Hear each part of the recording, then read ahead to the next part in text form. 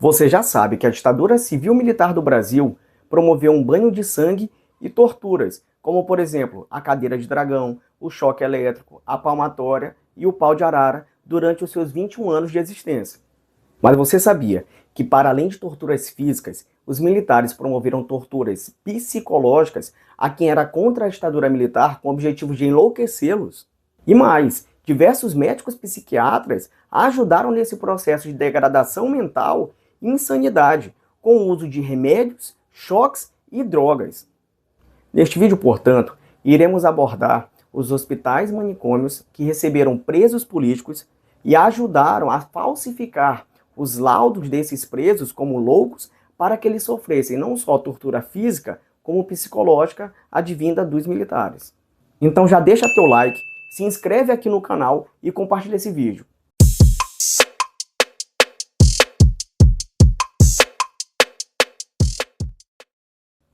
De acordo com uma reportagem do UOL, de Amanda Rossi, cerca de 24 presos políticos sofreram internações compulsórias e torturas psíquicas nos hospitais de manicômio do Brasil durante a ditadura militar. São 21 homens e 3 mulheres. Dessa forma, o objetivo era retirá-los de circulação e apagá-los da história. Afinal de contas, eles sabiam demais.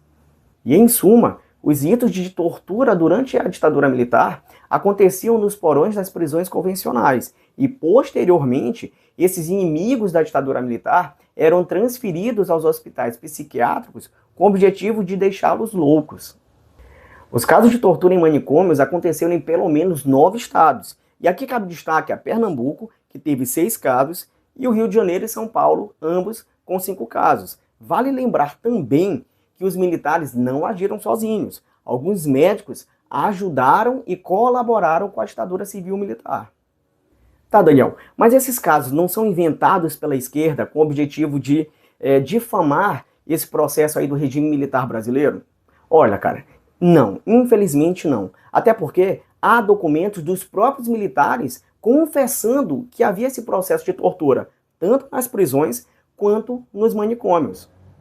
Um exemplo bem claro disso que eu acabei de afirmar é do manicômio de Tamarineira, lá em Recife. Lá, o médico e diretor Rui Barros reclamou com o tenente-coronel Hélio Biapina que estavam chegando pacientes na região sem a determinação de um juiz, sendo, portanto, internações ilegais. O coronel não se importou com as queixas do diretor do hospital psiquiátrico e deu as seguintes declarações, abre aspas para ele. Nunca neguei que as torturas existissem. Elas existem e são o preço que nós, os velhos do exército, pagamos aos jovens. Caso tivessem os oficiais jovens empolgados ao poder, os senhores estariam hoje reclamando não de torturas, mas de fuzilamentos. Nós torturamos para não fuzilar. Assim, obviamente, as torturas e internações prosseguiram nos hospitais psiquiátricos do Brasil durante este período da história do nosso país.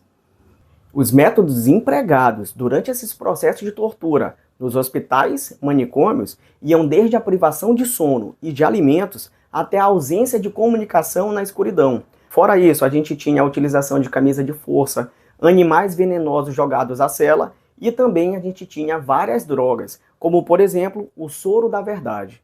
Soro esse que na verdade era um conjunto de drogas com um composto chamado pentotal que causa depressão, alucinações e crises de pânico tão fortes que fazem os torturados confessarem tudo o que lhes é perguntado, ainda que eles não tenham praticado tal ato. Silvia Montarroios é um exemplo desses presos políticos. Ela foi presa em novembro de 1964, aos 17 anos, acusada de distribuir jornais subversivos, participar do Partido Operário Revolucionário trotskista e alfabetizar lavradores analfabetos. No momento da sua prisão, a jovem estava com seu noivo, Pedro Makovsky, um uruguaio de 24 anos, que também foi acusado de participar do Partido Operário. Eles foram presos e levados para um quartel em Recife. Como vocês devem estar presumindo, eles foram brutalmente torturados. Porém, ambos não falaram o que os militares queriam ouvir. Foi aí que no dia 23 de novembro de 1964, aconteceu algo chocante nessas sessões de tortura. O Pedro, o noivo da Silvia, foi obrigado a observar a jovem ser brutalmente violentada sexualmente pelos militares e foi obrigado a assinar a sua condenação, confessando todos os crimes que os militares o impuseram. No seu julgamento, ele chegou a falar aos juízes militares que havia acontecido essa sessão de tortura que culminou com a violência sexual contra sua noiva e que por isso ele havia confessado. Mas o próprio promotor militar debochou e todos em sua volta riram da história do Pedro. E aí, obviamente, ele foi condenado à prisão e a jovem continuou sendo torturada. Depois desse episódio traumático, Silvia Montarroios foi então internada como louca no hospital psiquiátrico. Foram 6 meses de intensa tortura física e psicológica. Posteriormente, a sua família conseguiu ingressar na justiça um pedido de habeas corpus que foi concedido e aí a jovem foi solta. Contudo, ao ser liberta, a Silvia decidiu sair do país pois tinha medo de voltar a ser presa, torturada e jogada novamente no manicômio. Seu medo estava correto. Assim que ela foi posta em liberdade, a justiça militar revogou o habeas corpus que lhe foi dado e decretou a sua prisão. Contudo, ela já estava em processo de fuga. 2 frades da Igreja Católica ajudaram Silvia a fugir da ditadura militar. Eles esconderam-na embaixo da imagem de Nossa Senhora do Carmo e transportaram-na de Recife até João Pessoa, lá no andor da imagem. De lá, ela foi para o Rio de Janeiro e fugiu do país em 1966 para um país desconhecido da América Latina que ela não quis falar o nome. Nesse mesmo ano, em 1966, a Justiça Militar decretou 8 anos de prisão para Silvia, mas ela não estava mais no país. E em 1970, ela se exilou na Europa.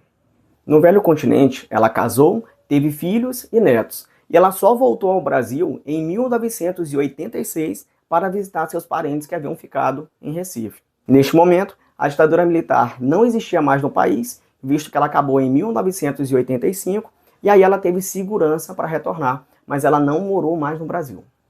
Ela voltou ao hospital manicômio que a torturou em 2001 para ter acesso à sua ficha de internação. Mas ela foi informada pela direção do hospital que houve uma enchente em 1975 que destruiu todas as fichas de internação daquele período para trás. Contudo, alguns funcionários a chamaram de forma anônima e privada e confessaram a ela que somente os documentos de presos políticos e torturados durante a ditadura militar haviam sido destruídos. Silvia Montarroios é apenas um exemplo do que acontecia aos opositores da ditadura militar. Ela teve que fazer diversas sessões de terapia para superar o trauma que lhe aconteceu, tanto nos porões da ditadura militar, como por exemplo a violência sexual lhe imposta, como as torturas nos manicômios. Mas e você? Sabia que os presos políticos também eram internados como loucos e torturados dentro de hospitais psiquiátricos? Se não sabia, deixa teu like, comenta o assunto do próximo vídeo. Valeu, falou e fui!